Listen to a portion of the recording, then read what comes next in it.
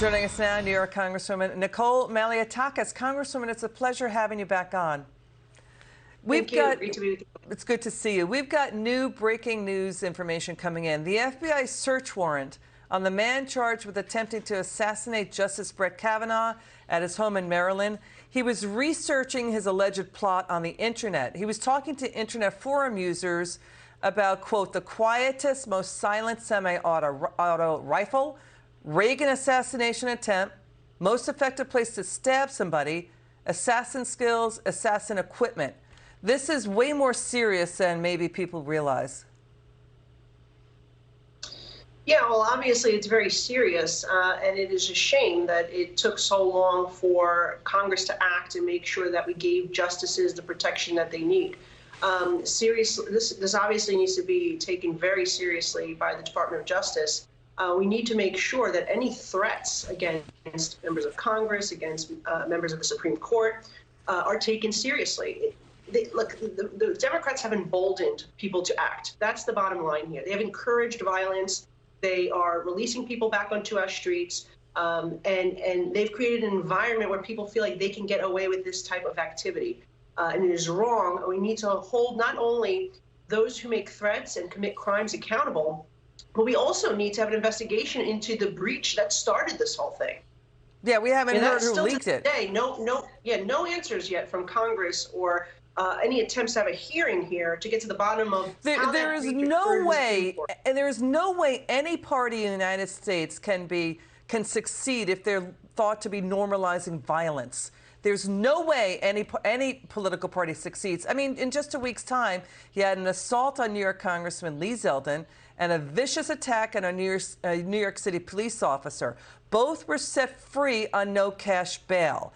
You have that going on in New York, and you have homicide rates in America's 50 most populated cities up 18% since 2020.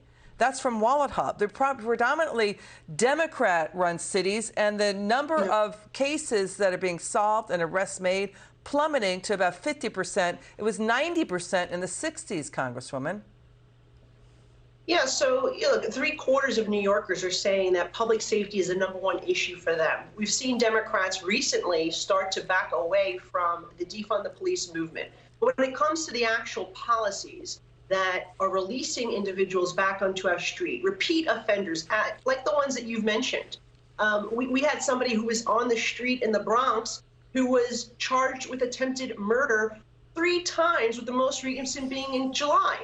That is outrageous that we're even allowing this to happen. And it's the governor who refuses to fix the bail laws, and it's the woke prosecutors who refuse to charge these criminals, and it's the lenient judges who, even when prosecutors are asking for people to be held, continue to release them onto the street. Now Democrats in New York and Democrats in other states are saying to their governors and their legislators, what are you doing?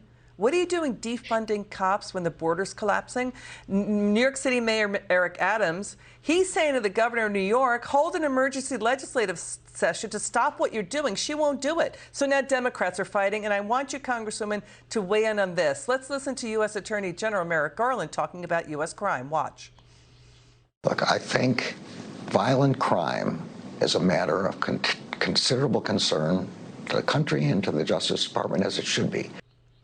You know, but Justice Department officials themselves call it a crisis or a crime wave. It's like the border is just a challenge.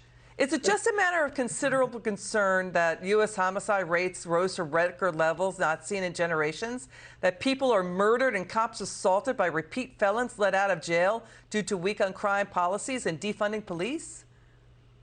Yeah, look, you mentioned the open borders, and to give you a perfect example of how this policy coupled with the bail law has been a disaster for communities like mine, there was an arrest made in New York, $1.2 million of meth. These were Mexican cartel traffickers who were caught, and guess what? They were released back onto the street because of New York's bail laws. So that just shows you how it is a disaster, the policies of the Democrats on the federal level, coupled with what's happening in our states.